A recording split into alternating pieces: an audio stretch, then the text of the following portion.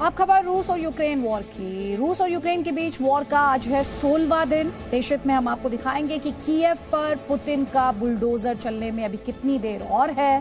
देशहित में हम आज आपको हमले के हर बड़े और नए वीडियो के बारे में बताएंगे भी और दिखाएंगे भी, लेकिन उससे पहले बात करनी जरूरी है भारत के स्टैंड की। तो अमेरिका और पश्चिमी देश भारत से रूस के खिलाफ जाने की लगातार अपील कर रहे थे, या फिर आप इसे कह सकते हैं भारत पर दबाव बनाने की कोशिश कर रहे थे। अब जानते हैं प्रधानमंत्री मोदी ने क्या किया।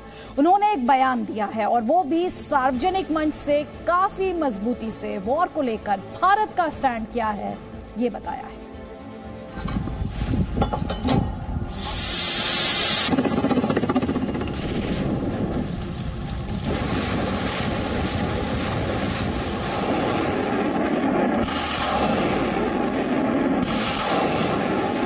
रूस यूक्रेन वॉर पर पीएम मोदी का सीधा संदेश। जो युद्ध चल रहा है उसका प्रभाव प्रत्यक्ष और परोक्ष रूप से दुनिया के हर देश पर पड़ रहा है। रूस और यूक्रेन के बीच जारी जंग का यह तीसरा हफ्ता है। रूस के रॉकेट लॉन्चर अभी भी यूक्रेन के सैन्य ठिकानों पर बरस रहे हैं। एक के बाद एक यूक्रेन के शहर लगातार रूस के मिसाइल अटैक से खंडहर बनते जा रहे हैं। रूस का हवाई हमला कीव पर भी हुआ है, लेकिन अभी कीव पर पुतिन की सेना का कब्जा बाकी है। लेकिन कहा जा रहा है कि कीव पर कब्जा रूस के लिए अब कुछ घंटों की ही बात है।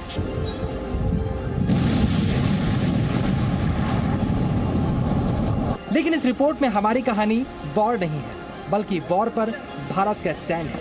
अमेरिका से लेकर ब्रिटेन तक भारत पर वॉर को लेकर अपना स्टैंड क्लियर करने का दबाव बना रहे थे। पश्चिमी देश चाहते थे कि भारत इस वॉर में सीधे तौर पर रूस का विरोध करे और यूक्रेन का साथ दे, लेकिन भारत किसी के दबाव में नहीं आया और यूएन में जब भी रूस के खिलाफ पश्चिमी देशों ने वोटिंग कराई, भारत ने हिस्सा नहीं लिया। अब पीएम मोदी ने रूस यूक्रेन वॉर पर जो बात कही है उसे रूस, यूक्रेन और अमेरिका समेत सभी पश्चिमी देशों को ध्यान से सुनना चाहिए।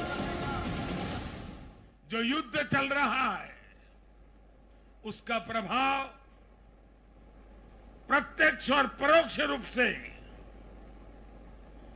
दुनिया के हर देश पर पड़ रहा है। भारत शांति के पक्ष में है, बातचीत से हर समस्या को सुलझाने के पक्ष में है। लेकिन जो देश सीधे जंग लड़ रहे हैं, भारत का उनसे आर्थिक दृष्टि से, सुरक्षा की दृष्टि से, शिक्षा की दृष्टि से, राजनीतिक दृष्टि से नाता है। प्रधानमंत्री नरेंद्र मोदी का बयान ही भारत का स्टैंड है और जो देश भारत को लेकर अभी भी गलतफहमी पाल रहे हैं, उन्हें इस बयान का मतलब समझाना भी जरूरी है। प्रधानमंत्री मोदी ने कहा कि भारत शांति के पक्ष में है। इसका मतलब यह हुआ कि भारत वॉर के खिलाफ है। उन्होंने कहा कि भारत बातचीत से समस्या सुलझाने के पक्ष में है। इसका मतलब है कि भारत कह रहा है हमले रोके जाएं और संवाद से समाधान निकाला जाए। पीएम मोदी ने यह भी कहा कि जंग लड़ने वाले देशों से भारत का नाता है। इसका मतलब यह है कि भारत के लिए रूस और यूक्रेन दोनों अहम हैं और वो इस वॉर में तटस्थ है।